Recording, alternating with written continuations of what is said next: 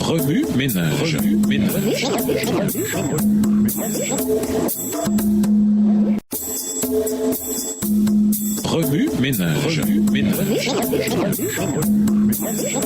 Bienvenue dans votre émission Remue ménage. Nous voilà sur de mercredi invité, le linge plié. Il est fascinant de voir comment quelque chose d'aussi simple qu'un linge plié a joué un rôle crucial pour convaincre Jean de la résurrection de Jésus. Le linge qui avait recouvert la tête de Jésus, ce linge n'était pas avec les bandes de lin, mais il était enroulé à part, à une autre place. Alors l'autre disciple, celui qui est arrivé le premier au tombeau, entra aussi, il vit et il crut. Jean 20, les versets 7 et 8. Pour Jean, le tombeau vide et les vêtements funéraires soigneusement pliés étaient plus qu'un simple indice. Ils étaient la preuve silencieuse mais puissante que quelque chose d'extraordinaire s'était produit. Premièrement, les voleurs ne laissent généralement pas de vêtements pliés après un cambriolage. Deuxièmement, ceux qui connaissaient Jésus connaissaient ses manières et ce simple geste d'ordre au milieu du chaos de la crucifixion a confirmé dans le cœur de Jean qu'il était bel et bien ressuscité. Dieu utilise souvent les choses les plus simples pour manifester sa plus grande gloire. Les disciples n'ont pas découvert la résurrection au milieu du tonnerre et des éclairs, mais grâce à un linge plié et à un tombeau vide. Des signes indubitables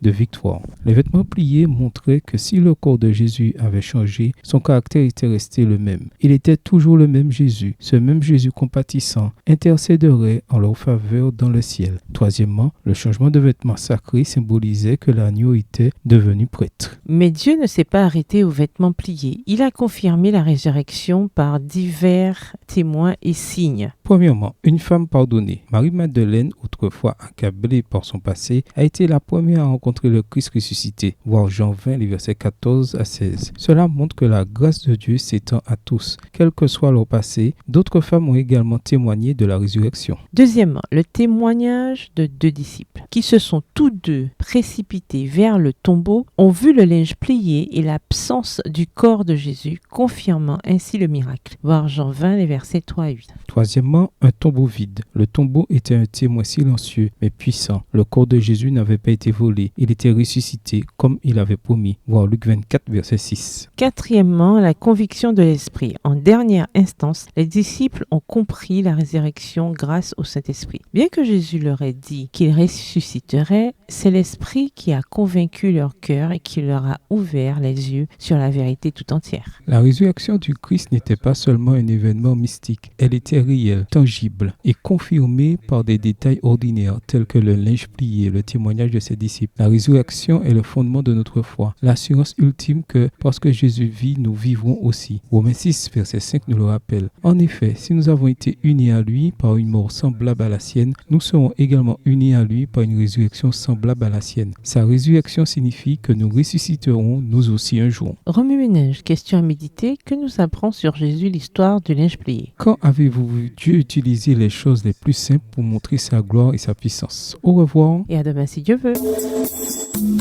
Remue ménage. Remue ménage.